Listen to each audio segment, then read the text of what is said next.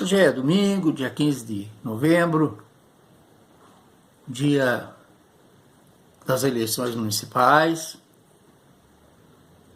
Vamos orar ao Senhor, pedir a direção do Espírito Santo para fazermos uma escolha, a melhor escolha, né, dos governantes da nossa cidade. E hoje, domingo, dia do Senhor, dia que nós separamos para agradecer a Deus por aquilo que Ele é nas nossas vidas e por aquilo que Ele faz para cada um de nós. A nossa lição de hoje, que é a lição 2 da nossa revista, tem como título Fé, Intimidade e Oração. E o objetivo da lição é refletir sobre os princípios norteadores de uma vida de oração efetiva e estimular a busca da intimidade com Deus através de oração. O texto bíblico está em Mateus 6, né? Dos versículos 5 a 8. Nossos irmãos que participam do nosso grupo, né, Sementes Compartilhando a Palavra, nós estudamos, né, as bem-aventuranças, e esse texto faz parte daquilo que nós já estudamos. Mas hoje o foco talvez seja um pouco diferente daquilo que nós já vimos. Mas diz o texto bíblico lá assim, Mateus 6, capítulo 5. E quando orarem, não sejam como os hipócritas que gostam de orar em pé, nas sinagogas e nos cantos das praças para serem vistos pelos outros. Em verdade, lhes digo que eles já receberam a sua recompensa. Mas ao orar, entre no seu quarto e, fechada a porta, ore ao seu pai, que está em secreto, e o seu pai que vê em secreto lhe dará a recompensa. Vamos pensar um pouquinho a respeito dessa questão de fecharmos, né, e falarmos secretamente com Deus ao longo dessa lição. Viver a fé em meio aos desafios, distrações da vida, pode não ser muito fácil, mas Deus estabeleceu um caminho pelo qual podemos nos relacionar com Ele. E assim crescer em fé, a fim de recebermos força e sabedoria. Trata-se da oração. Eu sempre vi a oração como uma conversa com Deus. No Sermão do Monte, Jesus ensina princípios importantes sobre essa prática tão essencial para a nossa comunhão com o Pai. Esse é o tema da nossa lição. Ao discorrer sobre o tema da oração diante do povo de Deus, Jesus não falava de algo inédito. A oração era uma prática comum. Entre os judeus era usual que se realizasse publicamente a oração, assim como a beneficência. Como os horários de oração estavam determinados para de manhã, ao meio-dia e à noite, muitas vezes se via uma pessoa parada na rua orando. Desse modo, ela cumpria pontual e fielmente o horário da oração. Ainda os judeus, né, ortodoxos ainda fazem isso. E essa prática é muito comum também entre os muçulmanos. Nessa circunstância, a pessoa não dizia oração em voz alta, o que era proibido, mas a murmurava. Dentro desse contexto, a primeira crítica feita por Jesus é a ação realizada para aparecer ou receber elogios. Olha, fulano está orando, das pessoas. Jesus condena essa intenção para a beneficência, dar esmolas, a oração e o jejum. Essas práticas devem estar na esfera secreta. A oração que Deus ouve é aquela feita em privado, seja num quartinho, seja no templo, mas que seja fruto de uma relação sincera entre a pessoa e Deus, né? O fruto de uma relação sincera entre a pessoa e Deus.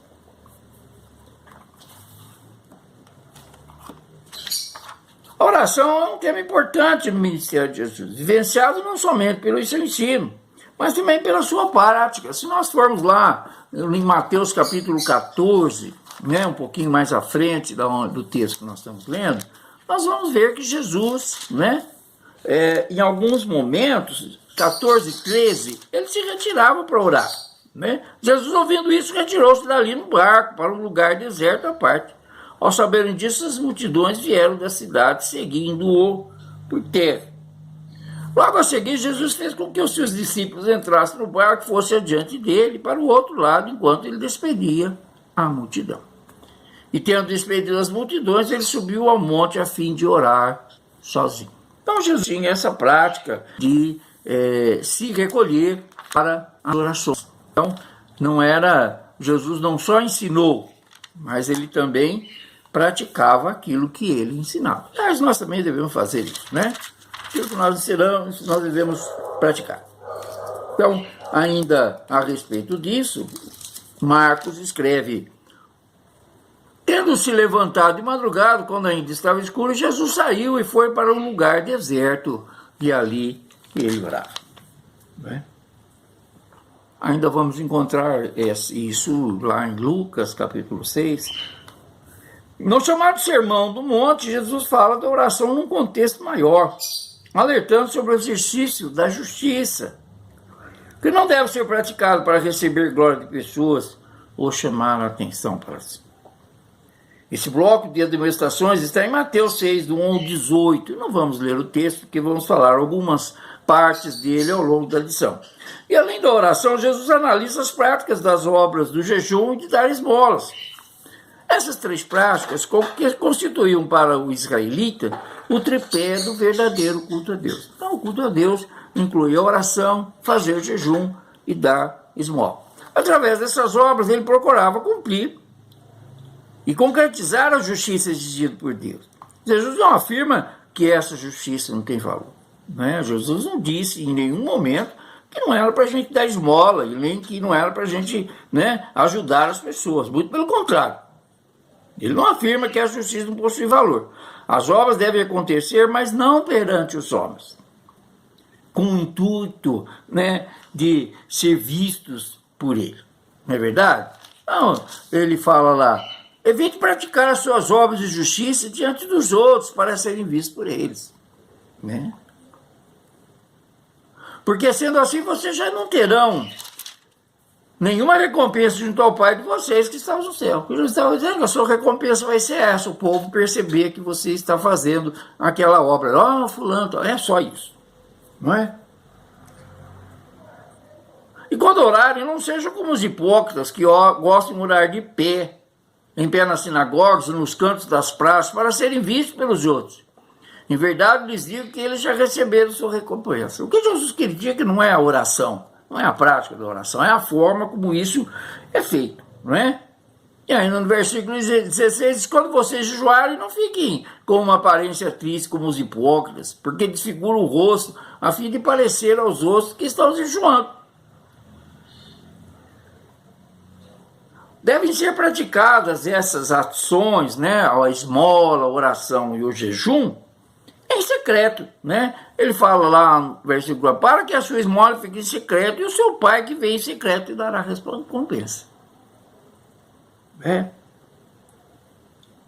No versículo 6, ele fala: mas ao orar, entra no seu quarto e fecha a porta. Ore ao seu pai que está em secreto, e o seu pai que vem em secreto lhe dará a recompensa.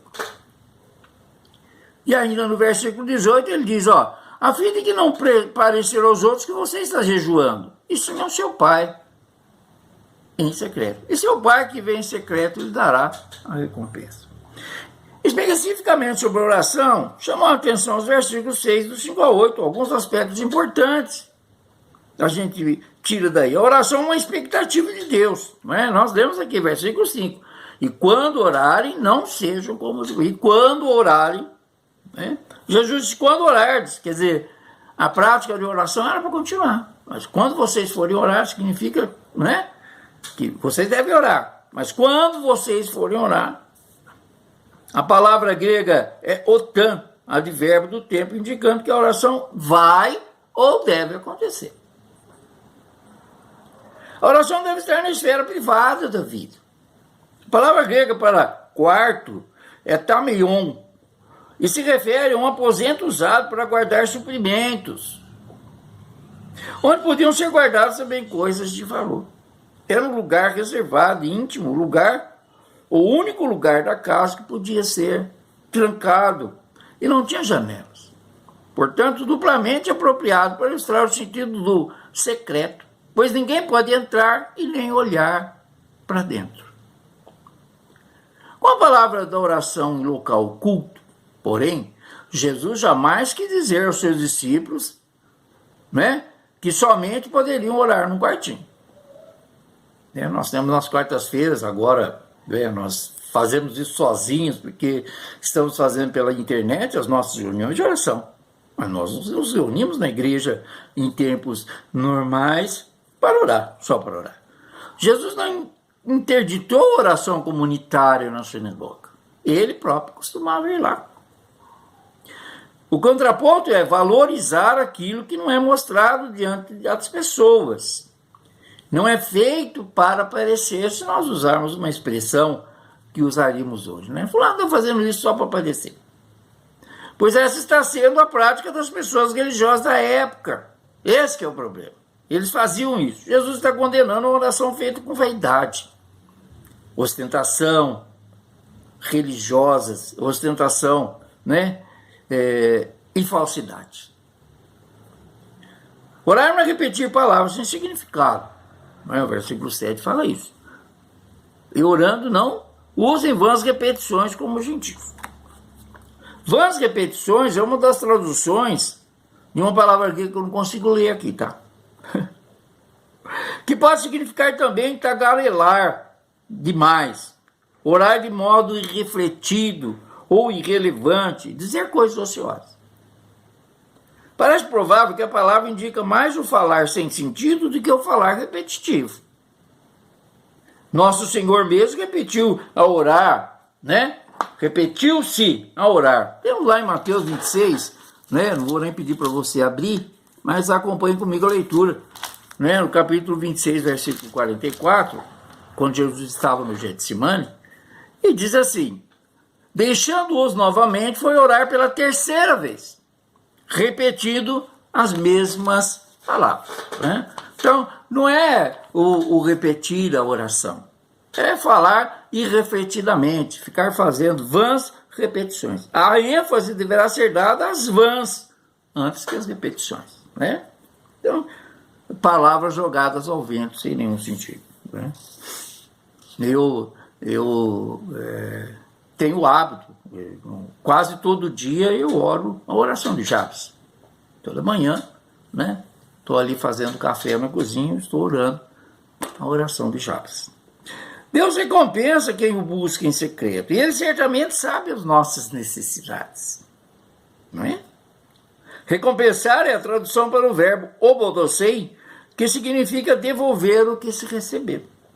Saldar uma dívida. Portanto, Deus considera a oração como um nosso presente a Ele, que Ele nos devolve como dívida que Ele tem conosco, e que Ele salda a nós à maneira divina.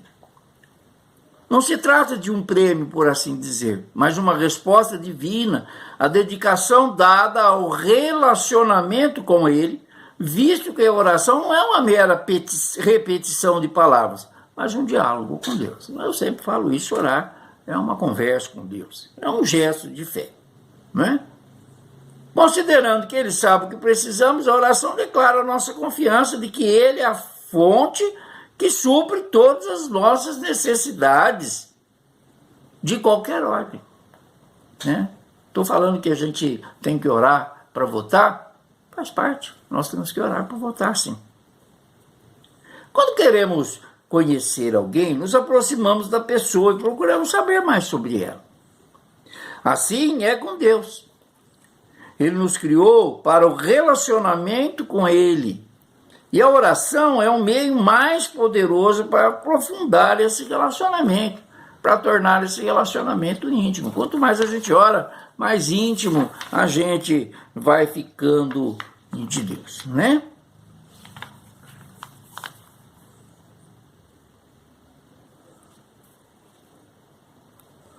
Bill Hybels, no livro Ocupado Demais para Deixar de Orar, declara que a oração é a forma de viver intensamente o relacionamento que Jesus descreveu em João 15, do 5 a 8. Né? João 15 é a parábola da figueira. Né?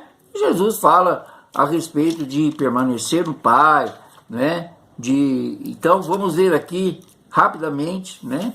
João 15, dos versículos 5 a 8, para a gente ver o que é que o Jesus falou a respeito dessa intimidade, né? Eu sou a videira, vocês são os ramos. Quem permanece em mim e eu nele, esse dá muito fruto. Porque sem mim, vocês não podem fazer nada. Se alguém não permanecer em mim, será lançado fora, é semelhança do ramo e secará. E eu apanho e lanço no fogo e o queimo. Se permanecerem em mim, as minhas palavras permanecerem em vós, pedirão o que quiserem e lhes será feito. Nisso é glorificado meu Pai, que vocês deem muito fruto, e assim mostrarão que são meus discípulos. Então, viver desse jeito que Jesus está falando aqui,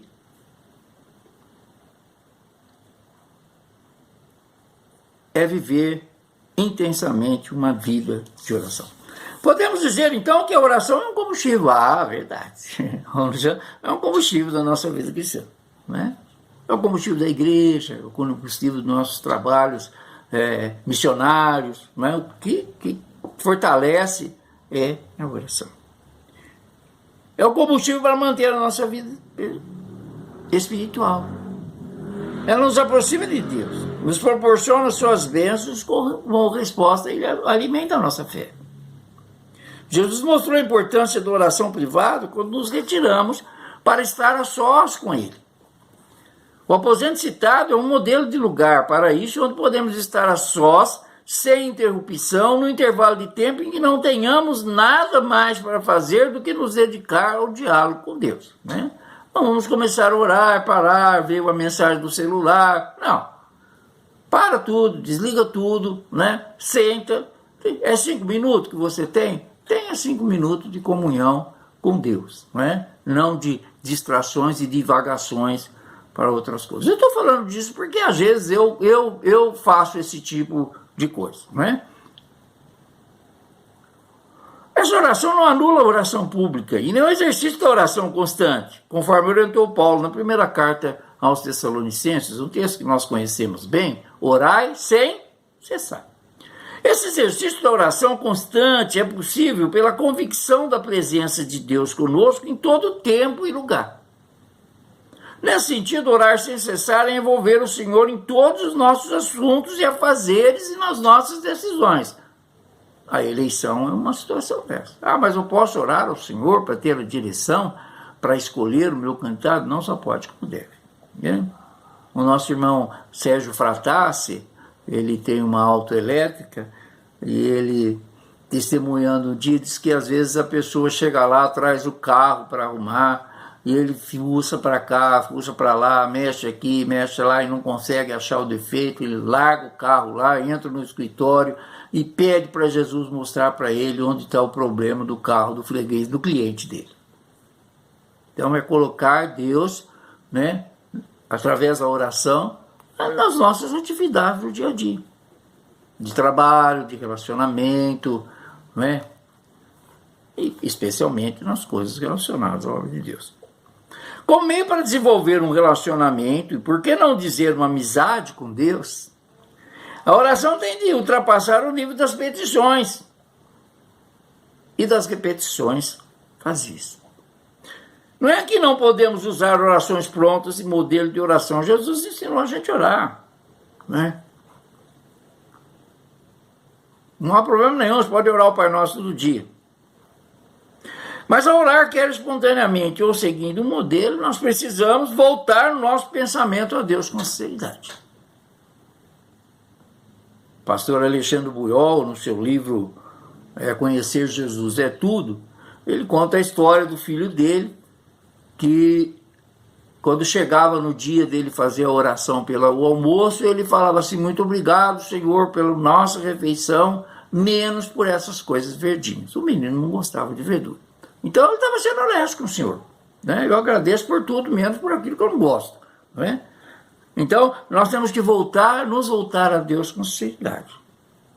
Nós temos que ser sinceros na nossa oração com Deus. Ah, se não está nada bem, não adianta você falar muito obrigado, Senhor, pelo dia maravilhoso que eu tive, se o seu dia foi um desastre. Você tem que dizer para o Senhor: Senhor, meu dia hoje foi um desastre. né? Não permita que amanhã seja um desastre de novo. Mas Deus quer que você seja sincero com Ele na sua oração. A hipocrisia foi condenada por Jesus, assim como as motivações erradas do coração. Deus sabe tudo a nosso respeito, então não precisamos e não podemos fazer média, usando palavras que não representam o que nós estamos sentindo. Jesus diz que Ele é nosso amigo, e por que nós não chegamos perto de Jesus do jeito que nós chegamos perto do nosso amigo? Oi, Jesus, né? Hoje o negócio está feio pro meu lado, estou precisando que você me ajude, né? Não adianta ter o coração tomado de medo e dizer, Senhor, tenho coragem suficiente. Podemos confessar honestamente nossos medos, nossas dúvidas, nossas incertezas, nossos conflitos, na certeza de que Deus sabe, e mais do que isso, nos ama apesar de todas as nossas dificuldades, de todas as nossas falhas, de todos os nossos pecados. Reconhecer o poder de Deus para mudar qualquer circunstância ou disposição do coração. Hebreus 11:6 alerta que quem se aproxima de Deus deve crer que Ele existe e recompensa os que o buscam. Tiago afirma que nós precisamos pedir com fé. Com fé. Muitas pessoas recomendam começar as orações com declarações de adoração, e essa é uma boa prática. Mas não visa agradar a Deus ou bajulá-lo. A oração exalta o nome do Senhor, mas nos traz também consciência de quem Ele é e do seu poder. Assim, nossa mente e coração são guiados à confiança quando vamos pedir algo ao Senhor. Limpar o coração, Jesus vai ensinar a oração do Pai Nosso, falou da necessidade de perdoarmos as outras pessoas, para sermos perdoados e sermos perdoadas. Esse é um aspecto da limpeza do coração que precisamos. Outro é confessar as nossas falhas e erros. Não é só confessar os nossos pecados, né? Só lá na igreja, naquele momento da confissão. Não, nós devemos confessar ao Senhor, né? Todo dia. Todo dia. O profeta Isaías declarou: as iniquidades de vocês fazem separação entre vocês e o seu Deus. Está lá em Isaías 59, capítulos 1 e 2. Assim, a confissão deve fazer parte da nossa prática de oração diária, e não somente quando nos reunimos na igreja. Na tradição wesleyana, a oração é considerado como um meio de graça. O que são meios de graça? Meios de graça são atitudes visíveis, né, que demonstram a graça invisível de Deus. Então a oração é uma delas. A ceia do Senhor é outra delas, né? Ou seja, um canal para a transmissão da graça de Deus. Então, um canal visível da graça invisível de Deus. Então, a oração é uma desses meios de graça. Para o Wesley, a oração privada era o grande meio de se aproximar de Deus. A oração em secreto era a grande maneira de nos aproximar de Deus. Eu tenho um livro que se chama Mensagens para a Vida Diária, e ele diz o seguinte, né? Pare, né? 5 minutos, desliga de tudo e fique somente no Senhor. Se ligue no Senhor.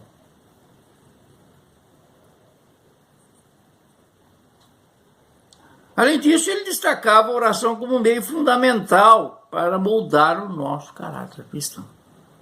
Quando nós oramos e quando nós realmente temos uma conversa íntima com Deus, nós vamos, a cada dia, vamos colocando para Deus as nossas necessidades, os nossos medos, as nossas falhas, as nossas inseguranças. E na medida em que nós vamos contando para o Senhor que jeito que nós somos, Deus vai moldando o nosso caráter, de acordo com a sua palavra. Mas nós precisamos fazer isso. É preciso reconhecer, não é? Isso, essas coisas na nossa vida. As nossas incertezas, a nossa falta de fé, a pequenez da nossa fé, tudo isso nós temos que reconhecer diante de Deus e o fazemos através da oração. Por meio da oração, nos aproximamos com fé do autor da nossa fé. E vamos aprendendo, inclusive, a orar como convém. Paulo escreve, eu não sei orar como convém. Não se deve esquecer de que o que realmente importa na oração é a nossa disposição, o nosso desejo de estabelecer um relacionamento pessoal e de intimidade e sinceridade com Deus. Intimidade e sinceridade com Deus. É isso que Deus quer da gente. Você quer ter a vida sua transformada? Seja sincero, seja honesto com Deus nas suas orações. E mais do que isso, né? Adquira o hábito de orar. Né? E eu tenho esse defeito, não tenho o hábito de orar. Né? Eu conheço pessoas que oram o dia inteiro. Eu, infelizmente, não tenho, gostaria de ter esse hábito de orar. Né? Eu oro, sim, mas acho que eu poderia orar muito mais do que eu oro de fato. Né? Mas eu oro, não deixo de orar, não. Talvez esteja faltando um pouquinho, né? Faltando um pouquinho. Há um caminho de profundidade no relacionamento com Deus. E esse começa com a oração.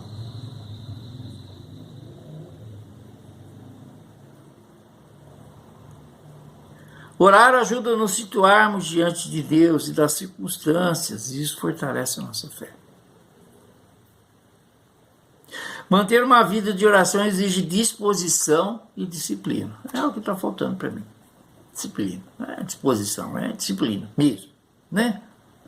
O resultado, porém, é a alegria que brota da convicção do amor e da presença daquele que prometeu estar conosco até a consumação dos séculos. Ele nos desafia a aprofundar nessa prática e na intimidade do relacionamento com Ele. Quais são os empecilhos a uma vida de oração constante e mais profunda? Como melhorar a nossa vida de oração? Esse recado, né, para a gente refletir, ele está servindo muito para mim. Né? Eu devo pensar um pouco, né, como eu posso aprofundar a minha vida de oração. Cada um de nós deve fazer isso. Então a gente tem que ser honesto com Deus. Honesto com Deus. Né? Colocar mesmo diante de Deus aquilo que nós precisamos. E agradecer a Ele por tudo aquilo que Ele faz na nossa vida. Oremos. Pai, nós te louvamos, nós te agradecemos por esse tempo que nós temos separado, preparado para estudarmos a sua palavra. Hoje estamos falando de oração e nós queremos que o Senhor nos ajude nesse propósito de fazer como o apóstolo Paulo falou, de orarmos sem cessar. Que tenhamos um coração disposto e disponível, Senhor, para estar na Tua presença sempre e em todo momento, em qualquer situação e circunstância. Porque o Senhor é misericordioso e tem ouvido as nossas orações e tem cuidado de nós. Nesse domingo, de uma maneira especial, nós queremos colocar nas Tuas mãos, Senhor, a eleição que está acontecendo em todo o Brasil, em especial aqui na nossa cidade de Ribeirão Preto. Que homens comprometidos com o povo, com as necessidades do povo, sejam eleitos. Para que melhore a vida e a situação do nosso povo que é tão sofrido. Especialmente, Senhor, nesses tempos de pandemia que estamos vivendo. Guarde a nossa casa, guarde a nossa família, guarde-nos, Senhor, de não sermos atingidos por essa doença. Ser conosco nesse dia, dá-nos um domingo abençoado na Tua presença. Que possamos sentir a cada momento e em tudo a Sua presença conosco, nos dirigindo, nos conduzindo e nos guardando pelo teu Santo Espírito, é que oramos em nome de Jesus. Amém e aleluia. Que Deus abençoe o nosso domingo.